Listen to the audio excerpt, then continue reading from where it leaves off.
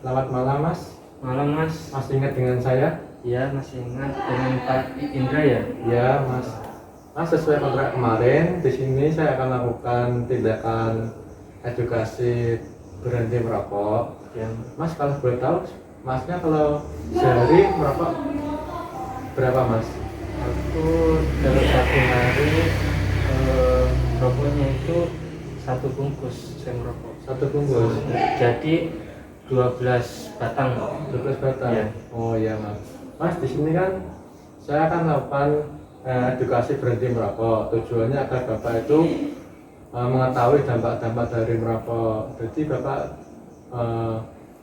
mungkin bisa berhenti merokok Mas. Ya. Kira-kira 7 menit apakah Masnya bersedia? Ya, saya bersedia. Ya Mas. Mas, ini saya mau menjelaskan tentang rokok. Jadi pengertian rokok adalah hasil olahan tembakau yang terbungkus termasuk cerutu atau bentuk lainnya yang dihasilkan dari nikotiana dan spesies lainnya yang mengandung nikotin dan tar atau tanpa bahan tambahan.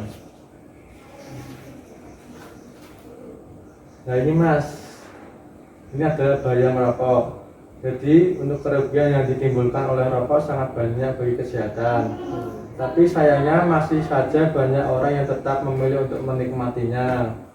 Dalam asap rokok terdapat 4.000 zat kimia yang berbahaya untuk kesehatan.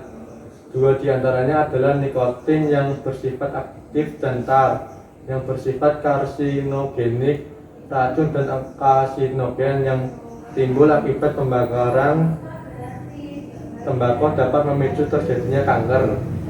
Pada awalnya rokok mengandung 8-20 mg nikotin dan setelah dibakar nikotin yang masuk ke dalam sirkulasi darah hanya 25%. Walaupun demikian, jumlah kecil tersebut memiliki waktu hanya 15 detik sampai ke otak manusia.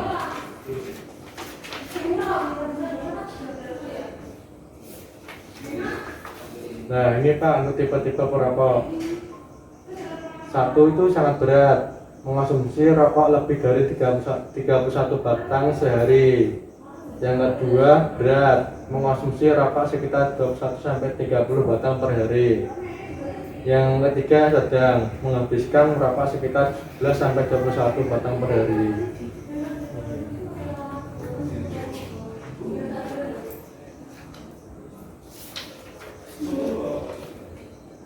Nah ini Pak, untuk kandungan rokok yang pertama itu ada karbon monoksida, jenis gas yang tidak berbau. Yang kedua ada nikotin, cairan berminyak yang tidak berwarna dan dapat membuat rasa perih yang sangat.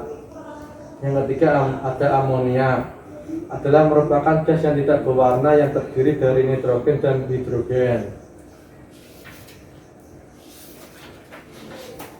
Yang keempat ada hidrogen cyanida, gas yang tidak berwarna, tidak berbau dan tidak mempunyai rasa.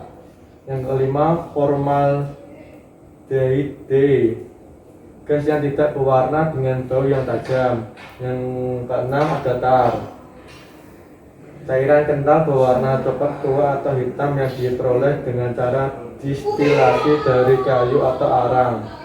Yang ketujuh ada metanol, jenis cairan ringan yang gampang menguap dan mudah terbakar.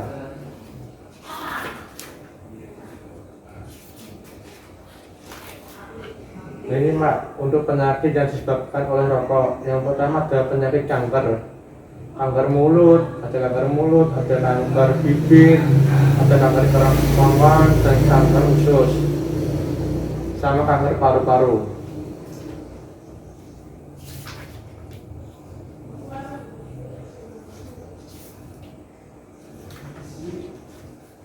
Yang kedua ada penyakit jantung Pak, sama yang ketiga emfisema.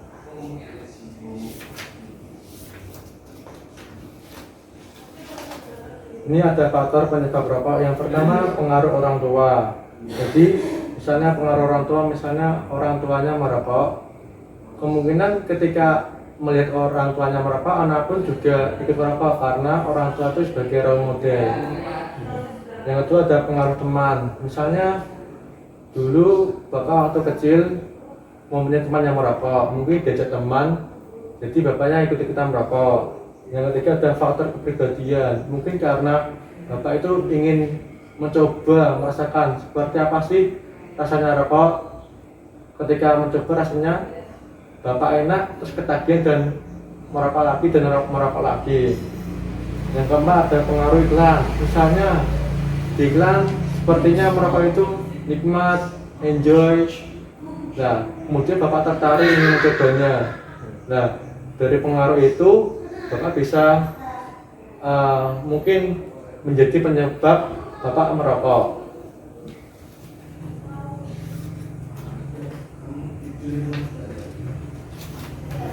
Nah ini Pak, cara berhenti merokok dan upaya pencegahan.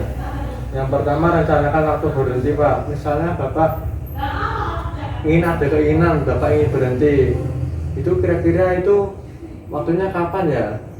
Nah itu direncanakan. Yang kedua, obat-obatan. Obat-obatan di sini mungkin sebagai pengalih atau distraksi ya. Yang ketiga ada bantu diri Anda sendiri dengan informasi yang meyakinkan untuk menjauh dari rokok setelah berhenti merokok. Jadi kalau misalnya membantu diri sendiri untuk jauh dari rokok mungkin bisa dari lingkungannya. Jadi untuk bapak itu tidak ketagihan lagi untuk merokok lagi. Nah ini Pak yang keempat, carilah dukungan dari orang-orang yang juga ingin berhenti merokok. Kalau bisa itu misalnya ada teman yang ingin berhenti merokok, terus mungkin bapak berteman dengan teman itu. Nah kalau mungkin dari dia berhenti, bapak juga tertarik untuk berhenti juga. Ini ada konseling dan langsung berhenti merokok secara tegas. Kita berhenti merokok itu bisa. Yang ketujuh, olahraga. Ya olahraga ini juga bisa bapak berhenti merokok. Mungkin karena distraksi ya, mungkin pengaruhnya, pengalihannya untuk bapak itu biar tidak ngalamun terus rasanya ingin merokok.